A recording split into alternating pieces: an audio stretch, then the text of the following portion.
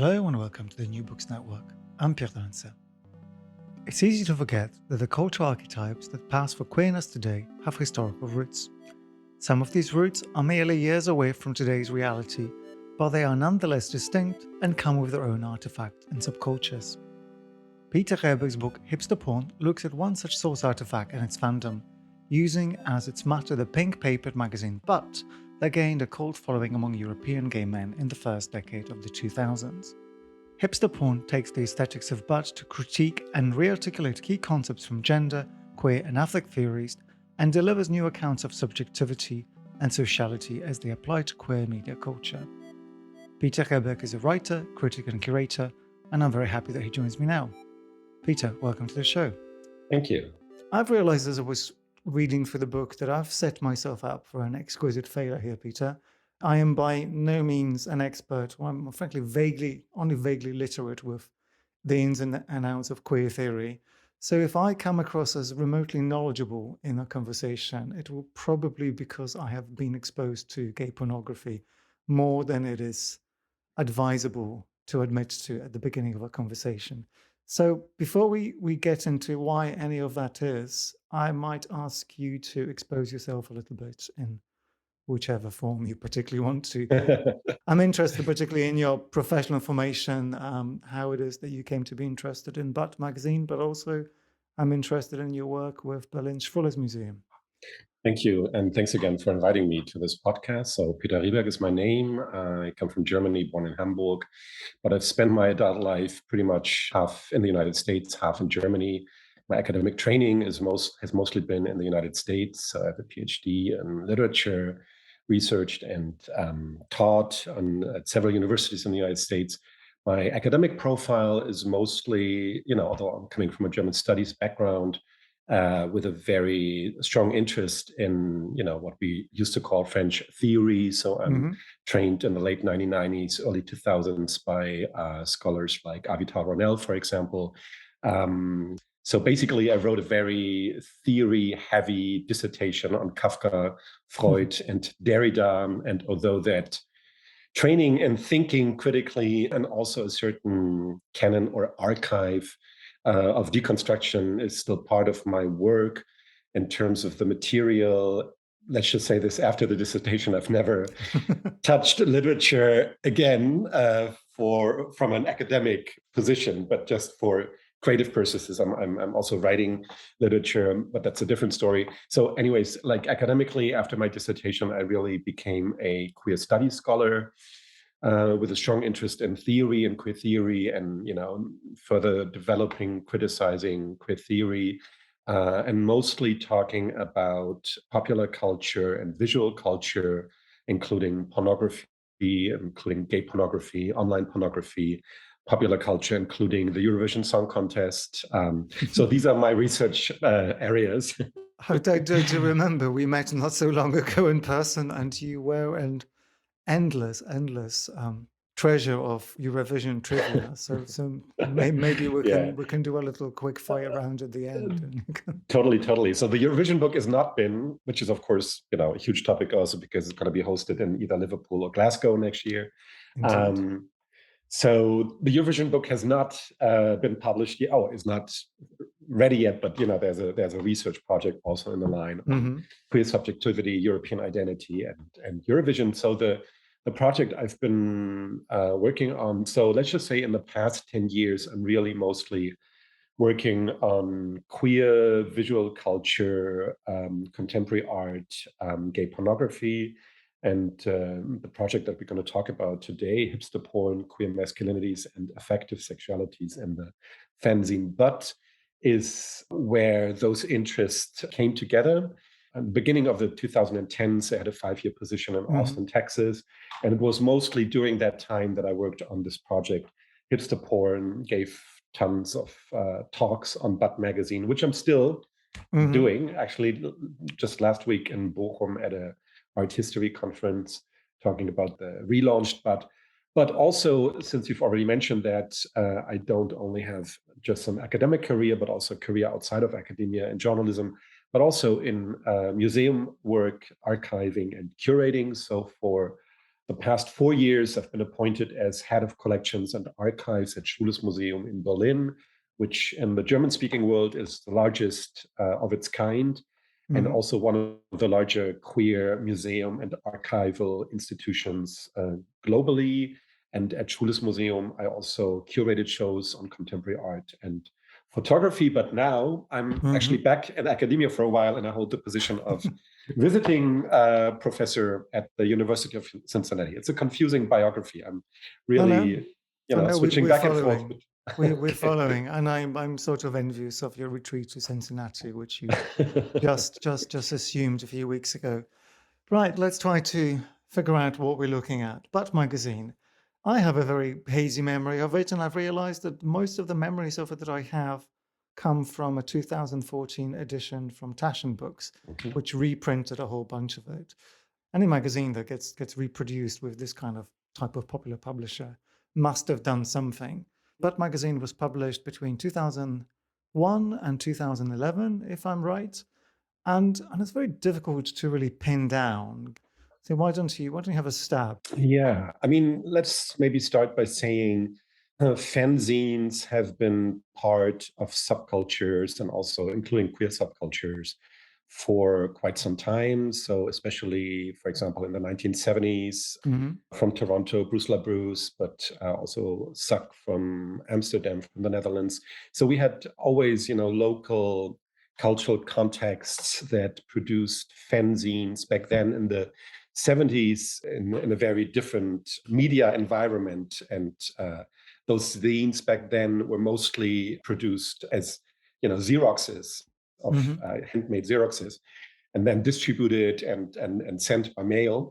If one looks at it from a, say, media history perspective, one could say there's a certain promise to the fanzine, attached to the fanzine, a promise of something true or honest will be shown or told in this medium, because it has a direct access to the subculture. It is exempt from certain norms of publishing or normative forms of representation, right? So that's kind of the aura of the fanzine that we know from, for example, the 1970s.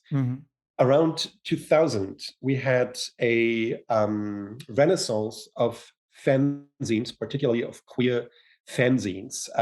But is coming from Amsterdam. We had also, for example, They Don't Shoot Homos, Don't They, from Melbourne. We had Basso from Berlin. So there's a huge, I mean, at least 10 or so, that started to emerge around 2000. There have been exhibitions. A. Bronson has also curated exhibitions on this new wave of fanzines. There have been catalogs that document that. And Butt is part of that new wave of fanzines that emerged around 2000s. It lived for 10 years, as you said. I mean, maybe an initial quick answer of why that happened. In terms of media history, I would say it has a lot to do with the internet, because the internet allowed for a circulation of amateur photography, including amateur pornography, on a scale that was just not imaginable in the first half of the 1990s, right? So suddenly we were surrounded by completely different visual politics that were kind of fueled through this possibility and then desire of self-documentation. Butt and other fanzines, in my mind, are a response to that. They kind of take up, they kind of channel this new visual landscape. And this is the interesting thing, of course. They don't create a website. I mean, they have that too, but that's not the initial move. But they bring it back to print. It's a sort of like remediation, which a backward remediation, which has a lot to do with, and that's also, the title of my book, with the hipster culture, although hipster might also be a bit of an ungenerous title, because I have to say, I dearly love Butt, and the makers of Butt didn't like the title of my book. They still gave me permission to print the images. I don't mean hipster. Hipster for me is a very ambiguous category. We probably get to speak about it later. I'm just mentioning it here because the remediation to print is also along the lines of a certain hipster fetishization of the analog and the Hmm. self-made. Brewing coffee, like roasting coffee, brewing beer, making your own fanzine, right? So a certain kind of Because you're describing my weekends essentially. I feel seen. yes. So like this is this fetishization of as a response. So the analog as a response of being surrounded by digital imagery. I think this explains in one way the emergence of a variety of zines around that time. Hmm. If we're talking about Butt in particular, Butt is not just a zine, but also a zine that offers a very specific body politics. I think a first explanation to the new visual style of Butt, which I'm naming hipster, and but maybe to give it a little bit more of an idea, what kind of style are we talking? It's a less conform style of masculinity if we compare it, for example, to gay pornography Yeah. of the 1980s and 1990s. We do have muscular bodies, but we also have fat bodies. We also have thin bodies. So there is not just one dominant norm that allows you access to the pages of butt. It is probably age in a certain way. We find very little old people, very Hmm. few old people. It is also in a certain way race, but is a very white project. I Yeah. think out of 29 covers before 2011, we have maybe 3 covers with non-white people. However, in terms of, if we're thinking about it generally in terms of masculinity, fit masculinity, gay masculinity, it's definitely an alternative form of masculinity in terms of body politics. And in my mind, that is a reaction to the AIDS crisis. So, maybe to explain that just briefly, if we say that AIDS was not just a human and a health crisis and a medical crisis and a social and cultural crisis, it was also a crisis of representation. And one of the points of discussion of the AIDS crisis in the 1980s was, of course, how to present gay male body with HIV, and we have different responses to that from popular media, the scandalization of Rock Hudson's body or Freddie Mercury's body. We Hmm. also have a certain exploitative view on the suffering gay body in general.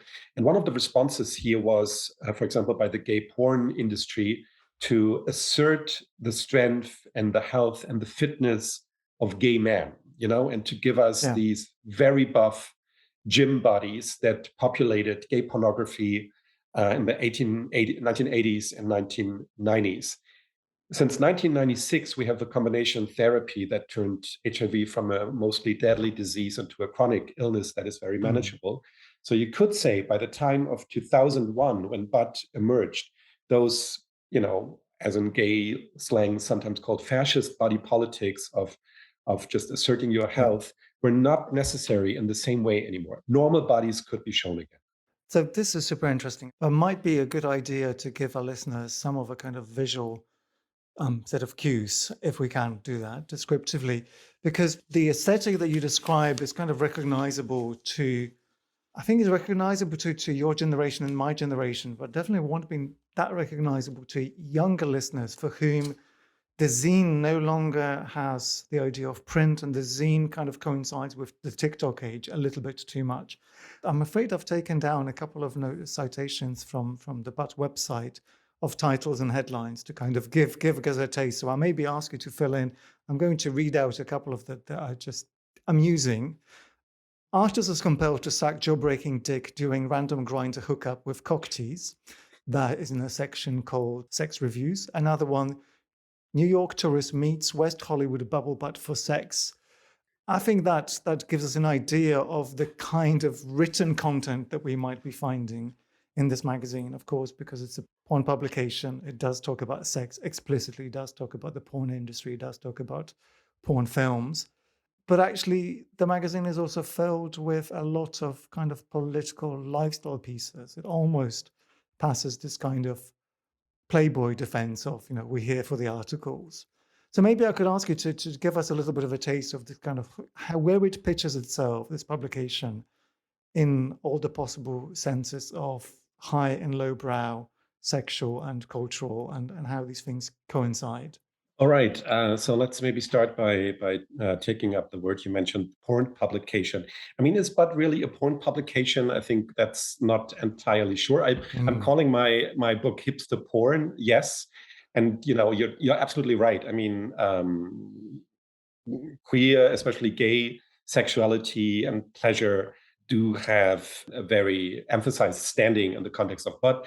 And it's also true that porn stars, François Saga, Akos Mipat, like established porn stars from major labels, continuously appear in butt. Mhm. That's true, but they do appear, next to John Waters or Bruce LaBruce Yeah. or A. Bronson, right? So it's a very, I mean, a quick label would also be to call it art porn in several ways. I mean, Hmm. just not just in the combination of art and porn, but also in its take on representing the nude male body. And maybe we start a little bit by talking about the photographs, because Yeah. yes, they are. Let's just say this. I think the formula of butt, visually, the formula of butt is, and we should say that maybe also it consists of usually 6, maybe 8 stories. These are our interviews, nothing but interviews, plus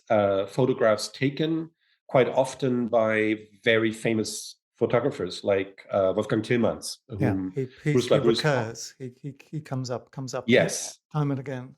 yes, he's part of the editorial team. Bruce Mm. LaBruce calls him the signature photographer for Bud.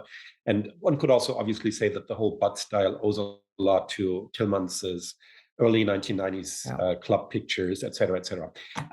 Or also fashion photography is Terry Richardson plays a huge role. Mhm. Anyway, so we have, male nudity is the focus. That's true. I would, I mean, I've never been at butt shooting, but my sense is that the butt editors try to persuade the interviewee to undress, and mostly they manage, but sometimes they don't. I mean, Michael Stipe from REM keeps his boxers on, for example, right? Unforgivable. Yeah. Exactly. So nudity is there. I mean, if we're like just checking the question of pornography here, we hardly ever see hard dicks, except when hard dicks is turned into a special interest of the story. Then hard Mm. cocks do appear in that one story.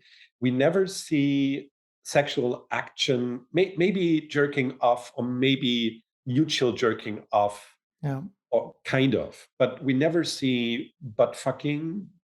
We never, there's no sexual action in butt. So it's Yeah. like usually the models are isolated in the picture. They're mostly at home or at their workplace, so a place that somehow individually relates to them. So what's interesting here to me is that yes, it is about sexuality, but it's not about sexuality as a pornographic value necessarily. It's not necessarily jerk off material, Mm. but it's more about gay masculinity, maleness, sexuality placed in an everyday context, And I think this could be a bridge to the headlines you were talking about that Yeah. both appear on the websites and also within the magazine. I mean, the headlines are usually funny, or Yeah. oftentimes funny, as the examples that you gave us. They're making a joke. Yeah, they're sexual. They're kind of jokes. But the question is, The kind of clickbaity, very knowingly. You know, yes, they really contrast with the otherwise kind of semi-intellectual approach of the magazine.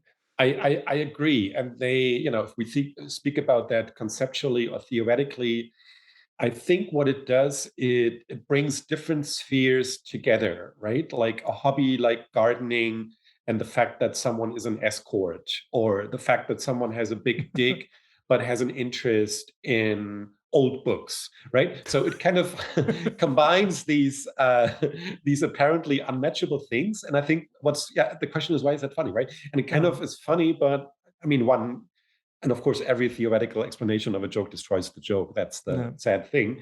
Oh, but But unfortunately, I'm so sorry to pin you on this. You do try to explain the joke in your own book, so leave Freud alone. I would say at this moment.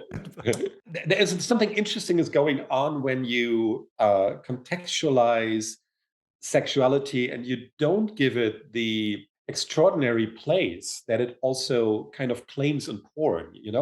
Porn as a porn as a dream, or porn as a holiday from life where different Hmm. rules apply, right? It's Porn has almost this validated utopian position but sexuality is brought back to to eating, to working, to farting, to boredom. So it's placed in a very different, in an everyday, like where it is, one might say. You could also Yeah. say that's the documentary value of butt, in a sense. So yes, it is. In that sense, I would say it's more documenting sexuality in the context of gay and queer lifestyles, and not so much pornographic. All right, so we're not looking at porn, and I think that's a good moment to try to consider a little bit the place of Butt Magazine in relationship to what is in the 2000s, the emergent gay mainstream, so that we can try to begin to theorize a little bit what it is that I was trying to do.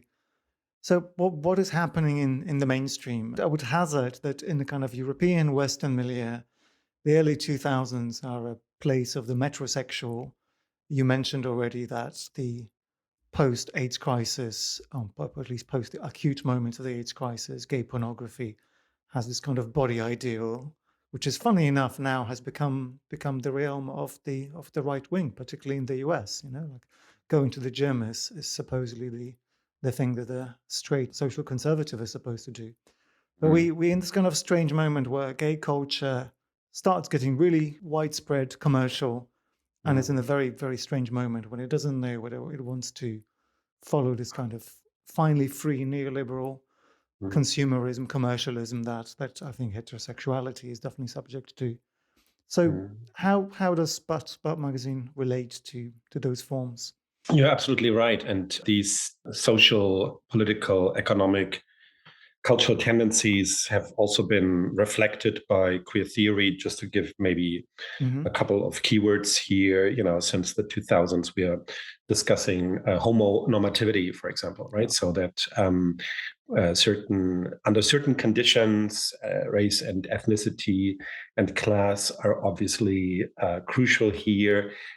Gay people gain access to neoliberal privilege in a new form, in a form that, in a way, let's just say in quotation marks, accepts homosexuality.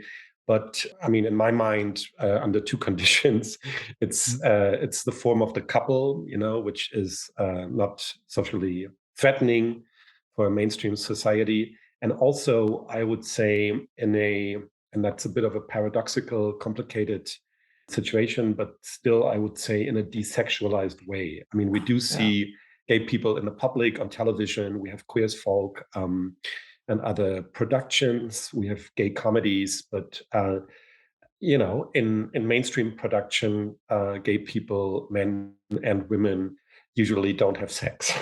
So, Yeah. which is paradoxical in the sense that it is sexuality that defines gay people as a social minority. So we have homonormativity both on the level of representation, we have it on the level of lawmaking and legislation with access to marriage and adoption rights. And maybe to go one step further, we have it also on the level of national politics. There's not just the discussion about homonormativity, but also the discussion about homo nationalism. Mhm. So the question in which ways gay people in the army, in which ways the access to privilege is not just, say, an individual economic benefit, but also in the context of a national narration in which gay people are now included, Yeah. and also offer them, openly a quite conservative place in national Mhm. politics, which is, and I mean, not that gay people were not conservative before, but they could not necessarily be it as gay people, And I Mhm. think that is an important difference here. This open offer made to conservative gay positions in national politics. So that is, just in a theoretical language, I think maybe to take up some of the ideas and assessments that you gave about the 2000s. If this is what the 2000s are, yes, how does butt is part of that, and how does it offer a different world, right? Let's just say this. I wish I'm a fan of butt, I'm a fanboy. I think I that's clear. That's already come through. Don't worry. so I don't want to say like bad things about butt, but I'm of course also an academic, or I'm trying to think about this critically. So I cannot just sell. Part of me is nothing but celebrating butt, and part of me, Mm. since I wrote this book is not just a fan mail, it's also a critical engagement with the project. And I would say that but is a bit ambiguous here. But maybe let's just start with what is really worth celebrating about but. I mentioned already this response to body politics of the 1980s Hmm. and 1990s. So one could say, but body politics, they become readable in the context of AIDS, but they are also, of course, initially form of they show uncommodified bodies. If we compare it to the metrosexual, if we compare it to the gym body, if we compare it to the porn body, Yeah. the emergence of butt marked a moment of non-commodified bodies. Hmm. In 2022, this might look a little bit different, but I think if we look at it historically, at the moment of its emergence, this is what it achieved. So, you didn't have to go to the gym, you didn't have to be marked by fashion labels, although at the very same time, fashion and fashion advertisement played a Yeah. huge role in but it's a paradoxical situation, Yeah. right? So you're like showing non-commodified bodies and placing them then again in a highly commodified context of high-end fashion advertisement in the zine itself, Marc Jacobs, Adidas, Hmm. etc. Right? Anyways, so in terms of queer culture and gay culture and historiography, I think but did achieve that to offer a different and alternative model of masculinity through its body politics that was not from the very start part of the neoliberal paradigm. Also, a second point, as I said, I think the successful neoliberal gay subject was both masculinized but also desexualized subject, Yeah. but certainly has an investment in bringing sex. I mean, there's no conversation about in but without sex, and Hmm. there's no but completely refuses to partake in this economy of desexualizing gay culture. And I think this might be even the strongest, the most important achievement of Butt. So in that sense, it is a counter project to the normalizing tendencies of the 2000s, I would say. Hmm. At the very same time, Butt was not just available in gay bookstores, but it had a certain deal with, a brand that is now out of business, American Apparel, Mm. which American Apparel, this no label from Yeah. California of the 2000s that brought us these plain T-shirts in funny colors, especially celebrated for their colorful underwear. Everybody had Hmm. like American Apparel turquoise or mauve underwear in the 2000s at one point, right? And this shows, of course, a process that certain subcultural values within in capitalism are in a heartbeat transformed into a market value, and very quickly, but could be accessed in this way and turned into a value not just within a gay subculture, but also within a certain fashion market, And I think that's also a strategy that the makers of Bud, Joop and Geert, from the very start pursued. I mean, they are like magazine makers, and they come from Yeah. advertisement, So uh, they had an interest in bringing these spheres together, maybe in a form that was not as destructive or exploitative as we know it from mainstream media. Yeah, so I think we're in an interesting historical moment where the internet really kicks off in popular culture. The 2000s are when everything is really finally open to, at least in Europe. But you point to the idea that queer theory stops being able to catch up with what is happening. And I want to ask you to, well, to give you some space to talk about the theoretical aspects of the book, I'm not going to say that it reads like your Kafka thesis, but there is a lot of quite hardcore theory in the book. So to anyone who would like to pick this up, hoping for a nice history, a nice kind of praise of the magazine, I direct you maybe to the Taschen volume instead. But I think it's really interesting what you do, particularly with how you try to rewrite the relationship between sexuality and gender as it plays out at that particular moment. I think that a lot of the things that you theorize and describe happening in the very early 2000s really have set the scene to how cultural sexual politics or gender politics really has played itself out to this very day. So theorize, please. How do we try to understand that moment Yes. from the Okay. perspective of earlier queer theories? Okay. I'll try my best. So maybe for a start, we can just briefly, which I'm doing also in the organization of the chapters, distinguish gender from sexuality. Of course, they're always linked in many ways. So if we talk about gender, the theoretical paradigm to discuss gender since the early 1990s has been, of course, Judith Butler's Gender Trouble and Bodies That Matter from, I think, 91, 93, around that time, English version, German version shortly afterwards. And the critical tool that Butler applied here is, as we know, performativity. And thinking about gender not in essential terms as something that is inherently given, biologically authorized. And this brings us obviously already to the debates that we're in right now.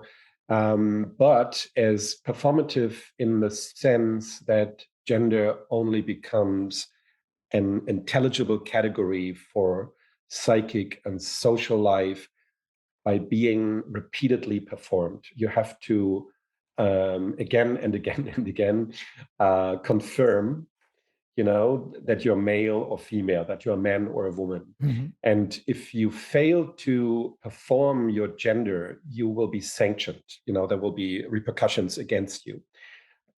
The ideas of Butler had a career that very few ideas in academia managed to get. It's become so much part of our popular understanding of gender these days. Of the Pope talks about Butler. It's entered all kinds of discourses. Politicians talk about Butler. Anyways, the heroine or the hero or heroine for Butler's paradigm of gender performativity was the drag queen. Drag queen as an example also of how queer subcultures perform gender, experiment with performing gender, performing with the failure of performing gender, and how these investments in drag and camp and whatnot are essential to queer subcultures.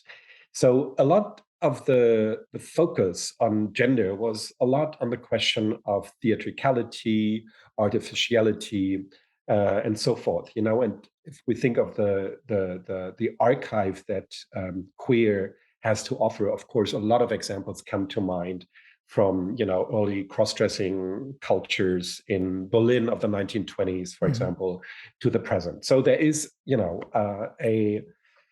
of course, a validity and a huge value in Butler's work, which I'm summarizing here very, very crassly, generally, of course. Anyways, I'm making this point because, in my mind, but does, and that's interesting, but does not fit into the paradigm of performativity.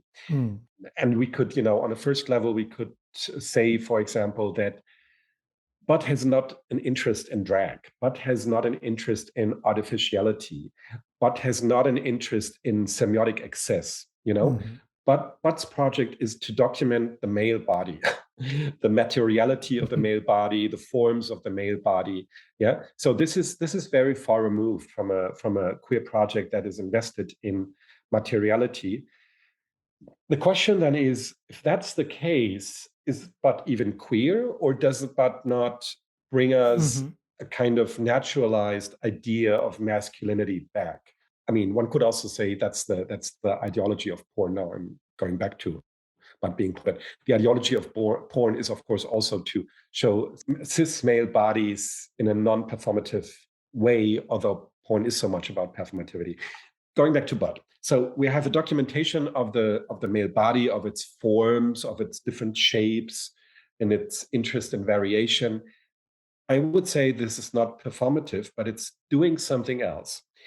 It's documenting the male body, but let's just say it documents it in a way, and this is a bit of a paradoxical thought, but I think it's really true for the project of blood. It documents it in a way that is not necessarily reaffirming the ideology of masculinity. So we have forms, we have bodies that are completely recognizable as male, whose value it is to be male, but it's a form of maleness, and that's a strange thought maybe. It's a form of maleness that is not necessarily masculine. It's a form of maleness that is not asserting its masculine power. It's not, we could also simply say it's a form of maleness that is not phallic, yeah? But it shows like male vulnerability. So it kind of believes in the body as it is, but it doesn't believe in it as an example of masculine ideology, but it believes in it more as an arena of a variation of forms of male diversity and male vulnerability. All right, so that would be my statement about Bud's contribution to gender. But you also, maybe you can bring me back to that by repeating it. But the thing that comes up, and you've already alluded to it, that in this kind of dialectic between gender and sexuality, but maybe as a precursor of what it is that we're seeing now in popular culture, but has to give up a little bit on sexuality because it's not a porn magazine. It's not, it's at best erotica. The men, even though the men in the magazine, even though they admit to having sex, they admit to being fully on board with asexuality, somehow don't express it in the way that we find in, say, the bareback porn movement that Lee Edelman talks about. And just to kind of give it a tiny bit of a flavor from my kind of cultural observations of now, one of the things that we culture commentators bemoan quite a lot is that while the youth of today, in inverted quotes, are very happy to talk about gender and talk about sexuality, somehow the younger generations of today are not having sex. So in a sense, I'm kind of interested in the conflict between trying to own gender again, having bypassed, as you propose in your theoretical framework, trying to bypass this kind of problematic need to perform gender, this really queer, it is what it is, laissez-faire, we're not performing to your, I mean, that would be the manifesto of But I imagine. It is so liberated that it's not really trying to do anything other than to make itself into a commodity. But that's another problem. But at that comes at the cost of sex. And is that a trade-off that you recognize within your theorization? I hesitate to answer because, what is, I mean, okay, so you think but prepared a certain trend No. desexualizing? I've made a very, very silly, slippery slope proposition. Of course not. It would be. It's interesting that you are so invested in a single cultural artifact, and that's that. But that's maybe more about you than about the world's culture. You try to make a step further away from the state in which Butler left gender by say the year 2000, and you're trying to find examples in your case study here of gender not being performative, and I think you do actually come quite close to exploring aspects of this in the text. You talk about the distinction between pornography and post-pornography. So in as much as we so far agreed that Butler was not pornography, it's an exponent of something else. And this is not a very precise question because I haven't taken enough good enough notes, but is post-pornography somehow non-sexual suddenly? Yes. Okay, let's talk about sexuality then, and not just about gender, And the title of the book is Queer Masculinities and Affective Sexualities, which is a bit of a unelegant compound Oh, or a combination. it's a very good queer theory title. So let's talk about the combination of affects and sexuality. Yeah. So what I was what I was, and that I think leads to this question of a desexualized present, or a certain kind of, at least say, lack of discourse about sexuality, or maybe also lack of public for sexuality. So I think part of Butt's strategy to distinguish itself from corporate porn was to also introduce a different form of sexuality that is less instrumental, that is more personalized. I mean, in Butt we have individual portraits. We get the names, the individual names of the people being interviewed. They're emphasized. I mean, one approach would be to say it brings back the personal into sexuality, not just optimized anonymous bodies, but individually, personally diverging bodies. And this implies also a different understanding of sexuality, which I call affective sexualities. In queer theory, since the 2000s, since Eve Sedgwick, really, Eve Sedgwick's work of the late 1990s and early 2000s, there has been a competition between investigating sexuality and affects. Yeah. Whereas early queer theory was really just talking about fucking when it talked about sexuality, even though from Freud we already know that it's not just about genital sex, but sexuality is so much more. It was only in the late 1990s and early 2000s that, especially through Eve Sedgwick, the question of affect came into play. So how can queerness manifest itself if we're not just talking about sexual acts, specifically genital sexual acts? How do queer people feel differently, or how does queer intimacy look like?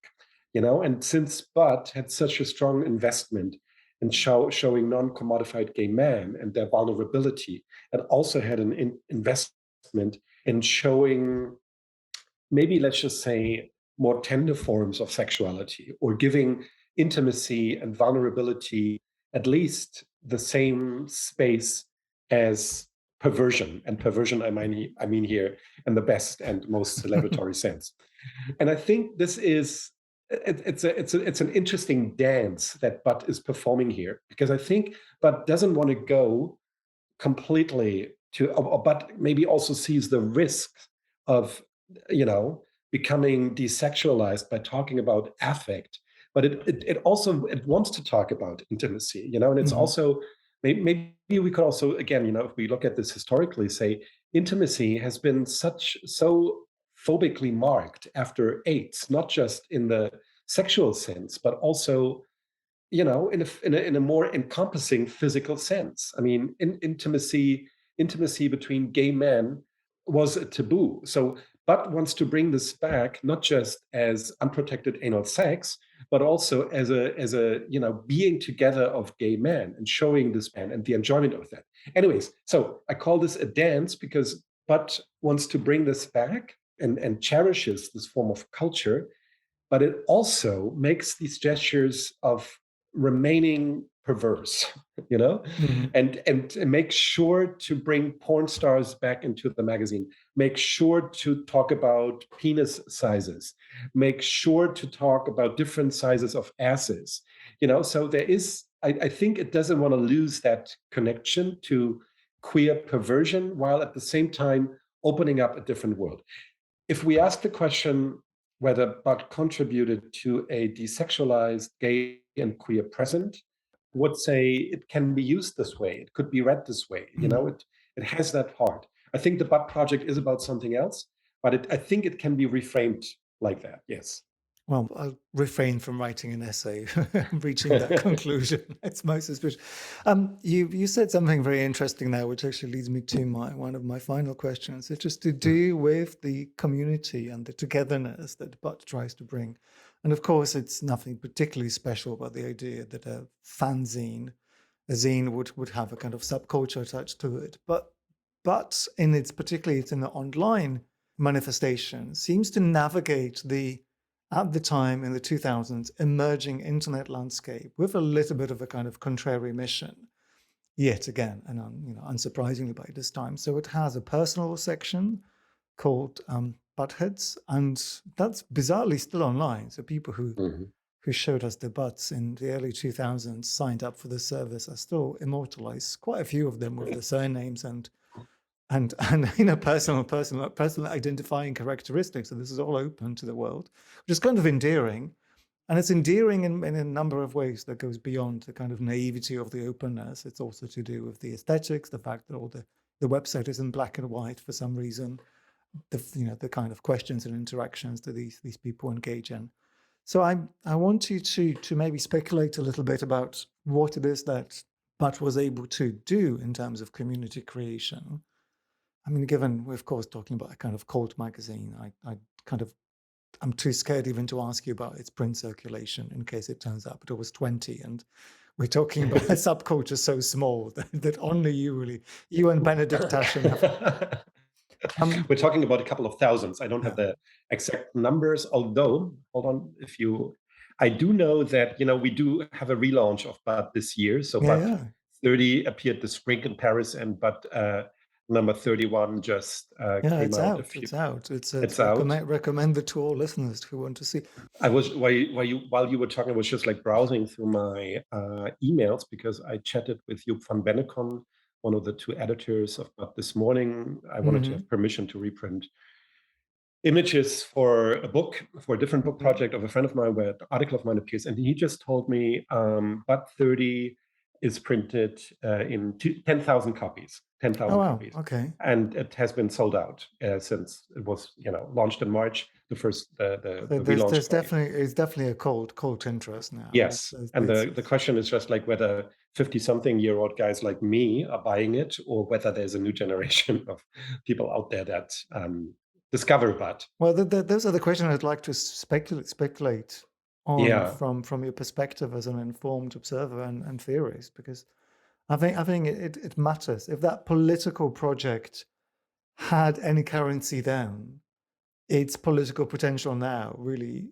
does warrant re-examination, because it's not like Bud has completed its project necessarily. No, of course. I mean, if we raise the question about, is there a Bud community and how does it manifest itself? I mean, to be honest, my impression always was that the Butthead thing does not really work. I mean, I have no data to prove that, but whether Butthead, as the social media platform for Butt fans and Butt readers, whether that worked as a platform where people really met and connected, I'm not sure. I honestly, I mean, I really don't know. I doubt it a little bit. I always read it more as more ungenerously as a bit of a narcissistic gesture to claiming, Oh my God, gay men being narcissists. Who would have thought that? As a narcissistic gesture to claim your value as a butt person, as someone who could potentially also appear in butt, right, to partake in the butt universe. And the butt project was always also making this flattening the distinction between professionals and amateurs, and readers of butt became models in butt or storytellers in butt, etc., and were treated on the same level, as celebrities. So, but whether it worked in the sense of creating a community through these technologies, I have my doubts.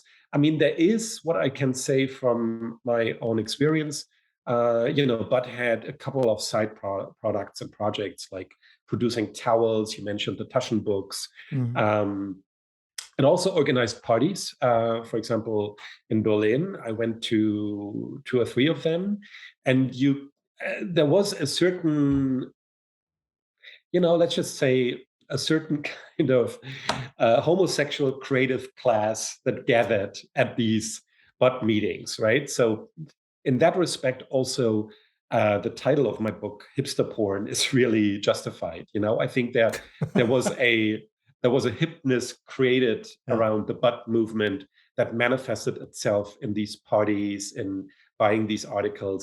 And we haven't talked about beard culture yet, but obviously, the whole gay beard culture of the past 20 years, Mm. but contributed to that, and also kind of. I can append a picture of your beard to the show notes, and we can just cover that. Yeah, no, but just to do a tiny bit for listeners who are by now wondering where the academic stuff is, you do devote quite a bit of space to the idea of to the question of body hair, and I think that's one of the things you do really beautifully and accessibly in a book. But Thank you. Thank you. I'm really obviously interested in asking the question, how does this materialize, or is this in some ways effective for the culture of 2022?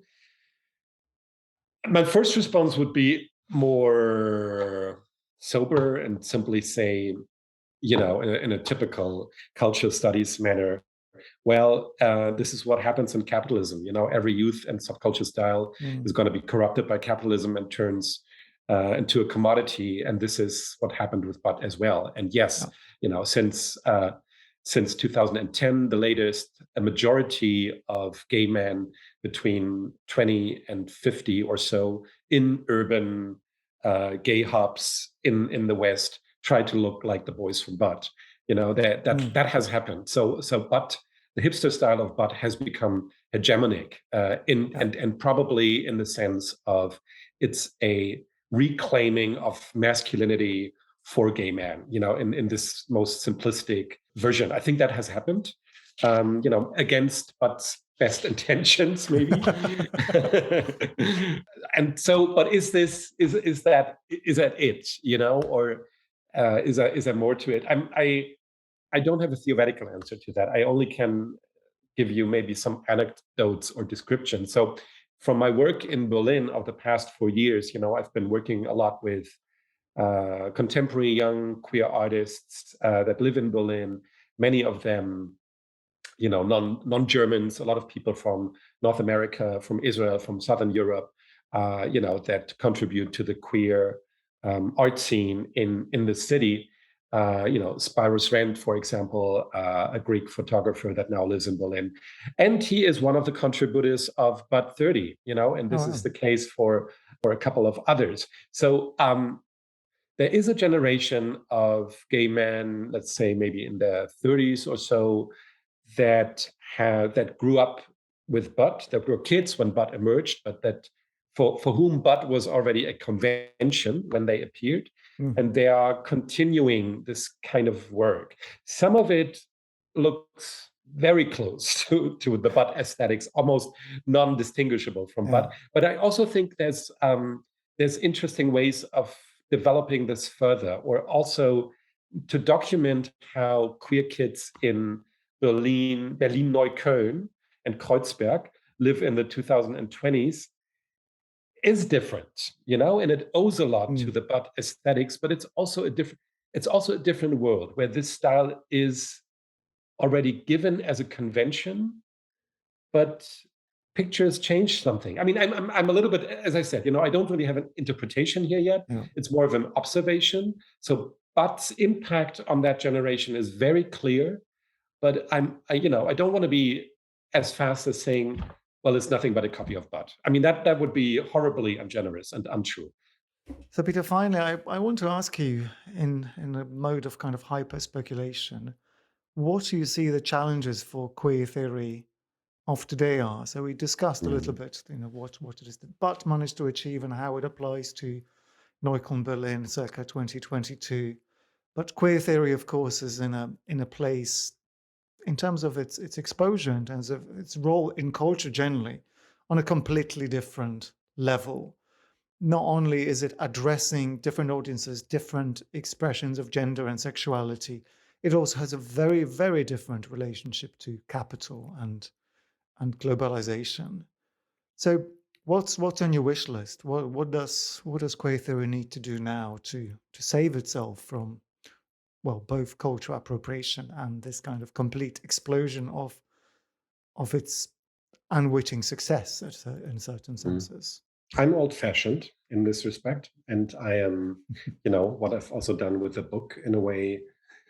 I do promote a return to the beginning of queer theory, Mm. not to ignore the also in parts very just demands that have been made on queer theory in the past 15 years, but primarily because I see it as a huge problem.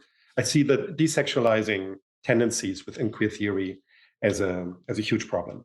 Mhm. And I think, for example, if gay men have anything to contribute to queer, it's sex. It's about, we have to talk about fisting, we have to talk about drugs, we have to about the gay sex life, and we have to Mhm. explore what that does to people, how relationships are being changed through that. And if we, and that's if we put a taboo on that, which is even stranger to me, because I think that the pharmaceutical changes of the past 15 years, treatment as prevention for HIV Yeah. positive people, and also Truvada PrEP as a prophylaxis against HIV prevention, and the online connectivity created a new sexual culture in which, factually, gay men, for example, are very experimental in their behavior Mhm. and are very creative in not having new experiences, but also new forms of relationships. This used to be the source for queer theory, but it's completely, these days, it's, with a few exceptions,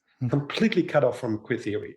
No one talks about contemporary gay sexual culture anymore. That's a huge problem. And, a couple of people, including most famously maybe Tim Dean, who has just published also a book on why America hates sex.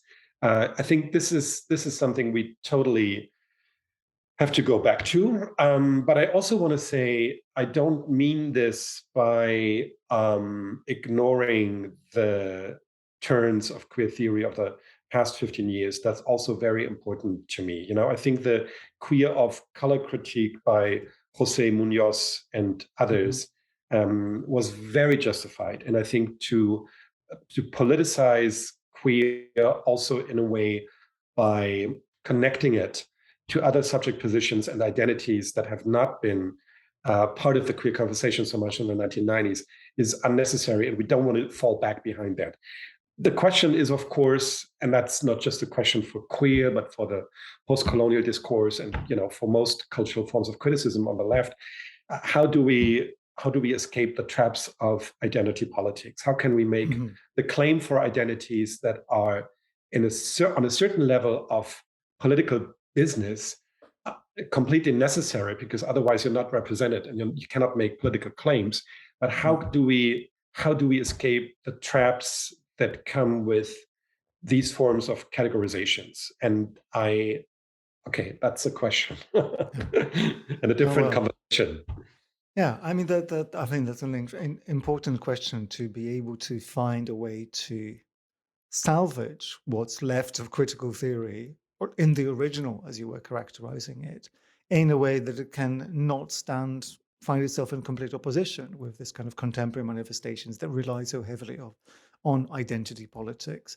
And it's not like the job is done. The fact that identity politics is so entwined with capital that it's essentially just self-destructing, that doesn't necessarily let the originals of critical theory and queer theory off the hook.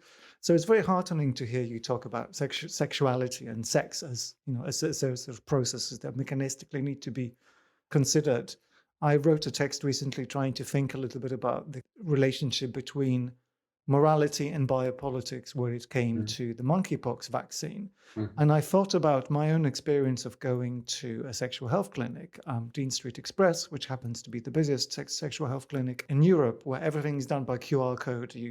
If you do drugs and you do fisting and you go to chemsex parties, you don't tell a person that, you tell an iPad that. And of mm, course, it's all super not judgmental. They text you, everything is fine. But when I went once to a more old-fashioned clinic, suddenly, for the first time in maybe 15 years of me being an adult and thinking about these things, someone was asking me why I was having a particular type of sex. Like, what was the morality of this? Oh, should you be doing this? And I've just realized that actually, by not talking about sex in very explicit terms, we have got to a point where well, whoever has the easiest solution decides how these things play Yeah. out. So Yeah. monkeypox, maybe rightly from a utilitarian point of view, everyone politely queued up to get vaccinated.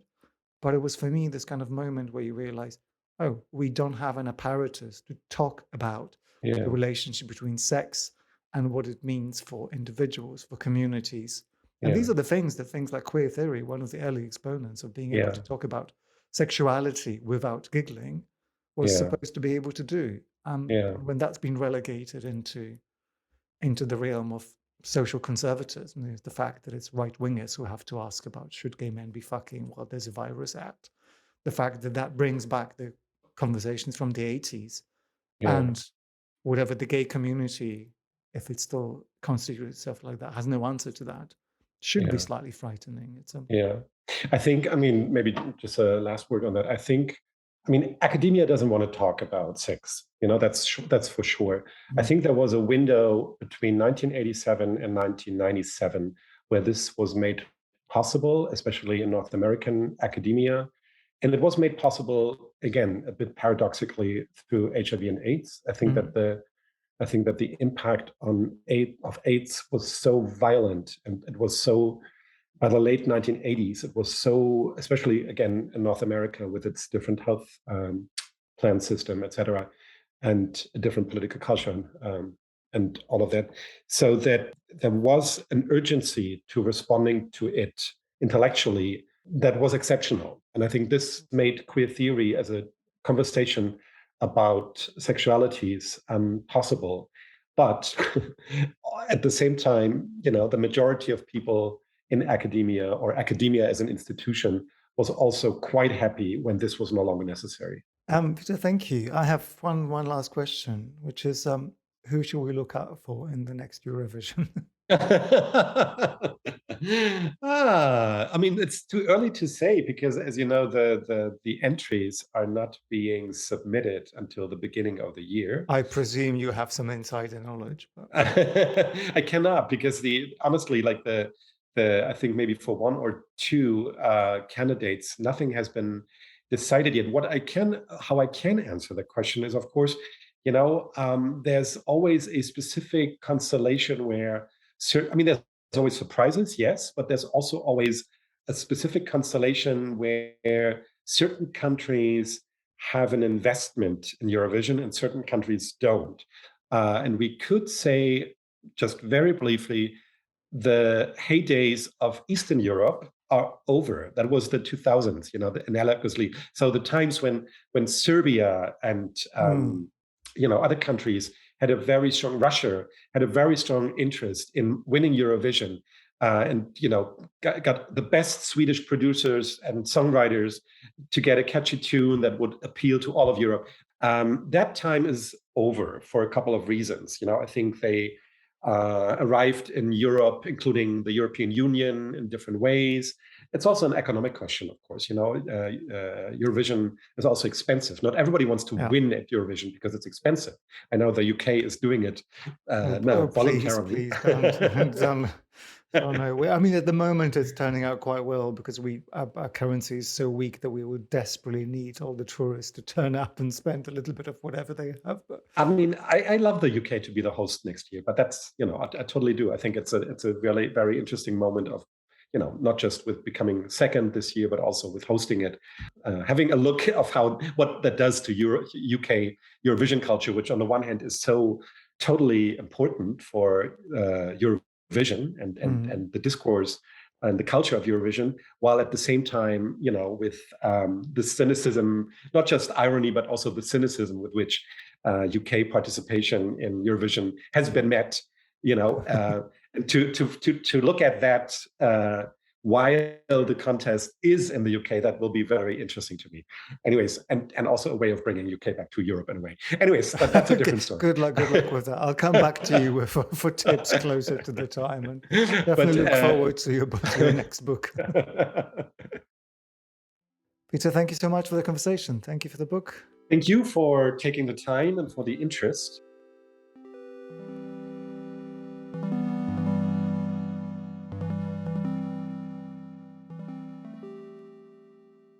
Hipster Porn, Queer Masculinities and Effective Sexualities in the Fanzine But by Peter Rehberg is published by Routledge. I'm Pierre, and the editor is Marcia Poe. Thanks for listening, and join us next time.